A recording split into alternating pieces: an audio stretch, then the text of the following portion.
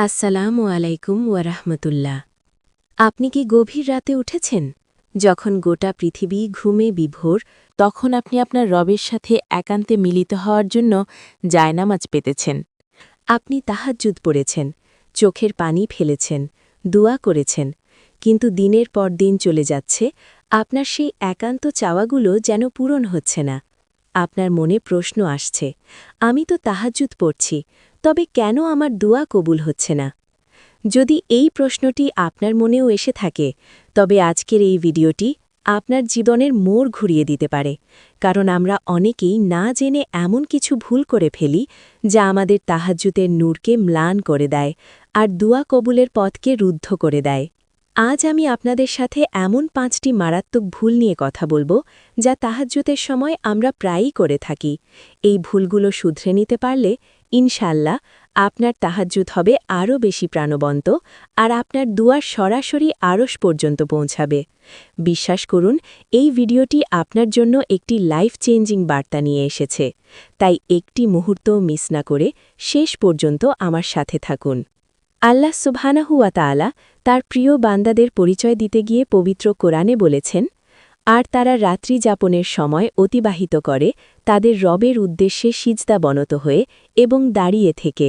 সূরা ফুরকান 25 নম্বর 64 আয়াত।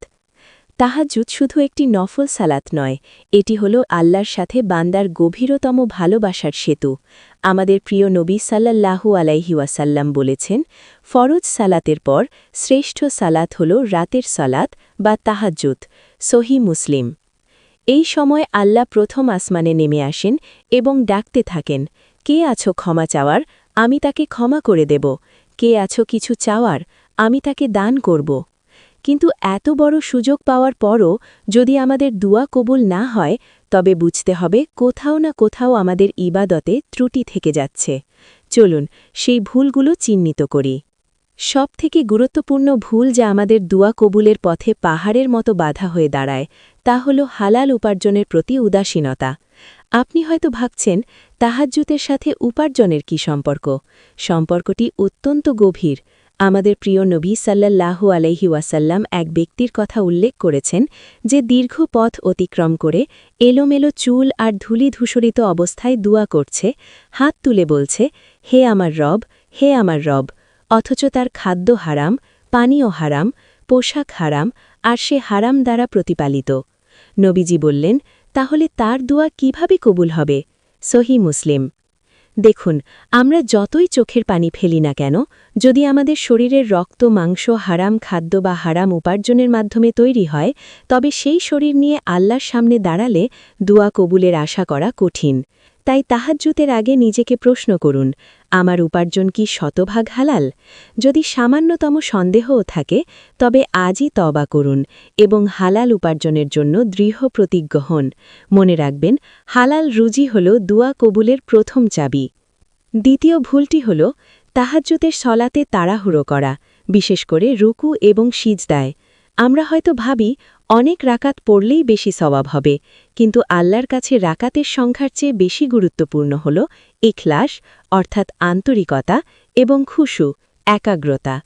নবীজি এক ব্যক্তিকে সলাত আদায় করতে দেখে বলেছিলেন, ফিরে যাও এবং সলাত আদায় করো, কারণ তুমি সলাত আদায় করনি, কারণ সেই ব্যক্তি রুকু ও সিজদা ঠিকমতো আদায় করেনি, অর্থাৎ তুম আনিনা বা স্থিরতা বজায় রাখেনি। তাহাজ্জুদ হল আপনার রবের সাথে একান্ত আলাপ। আপনি যখন সিজদায় যান, তখন আপনি আল্লাহর সব থেকে কাছে থাকেন। এই মহামূল্যবান সময়টিতে কেন আপনি তাড়াহুড়ো করবেন? ধরুন আপনি কোনো মহামান্য রাজার সাথে দেখা করতে গেছেন, আপনি কি তাড়াহুড়ো করে তার সামনে থেকে চলে আসবেন? কখনোই না। আল্লাহ তো সব রাজার রাজা, তাই তাহাজ্জুদে প্রতিটি রুকু, প্রতিটি সিজদা দীর্ঘ করুন। সিজদায় আপনার মনের সব কথা বলুন, আপনার রবের সামনে স্থির হয়ে দাঁড়ান। তৃতীয় ভুলটি হল ইখলাসের অভাব, অর্থাৎ লোক দেখানো ইবাদত করা। তাহাজ্জুদ হল রাতের গভীরে, যখন কেউ আপনাকে দেখছে না। এই ইবাদতটি একান্তই আপনার এবং আপনার রবের মাঝে গোপন থাকার কথা, কিন্তু যখন আমরা তাহাজ্জুদ পড়ার পর তা মানুষকে জানাতে শুরু করি বা সোশ্যাল মিডিয়ায় পোস্ট করি, তখন আমাদের ইবাদতে রিয়া বা লোক দেখানো প্রবেশ করে। আল্লাহ সুবহানাহু ওয়া তাআলা পবিত্র কোরআনে বলেছেন, তাদেরকে কেবল এই নির্দেশই দেওয়া হয়েছিল যেন তারা আল্লাহর ইবাদত করে, তারই জন্য দিনকে একনিষ্ঠ করে। এক বুজুর্গ ব্যক্তি রাতের বেলা তাহাজ্জুদ পড়তেন। তার স্ত্রীও জানতেন না যে তিনি তাহাজ্জুদ পড়েন। তিনি এমনভাবে উঠতেন যেন তার স্ত্রীর ঘুম না ভাঙে। তিনি দিনের বেলা এমনভাবে থাকতেন যেন কেউ বুঝতে না পারে যে তিনি রাতে জেগে ইবাদত করেছেন। এটিই হল ইখলাস। আপনার তাহাজ্জুদকে আপনার এবং আল্লাহর মাঝে গোপন রাখুন। আপনার দুয়া কবুল হলে, আপনার জীবনে পরিবর্তন এলে, সেই কৃতজ্ঞতা শুধু আপনার রবকেই জানান। ইবাদতকে লোক দেখানো থেকে বাঁচান। চতুর্থ ভুলটি হল তাহাজ্জুদে ধারাবাহিকতা বজায় না রাখা।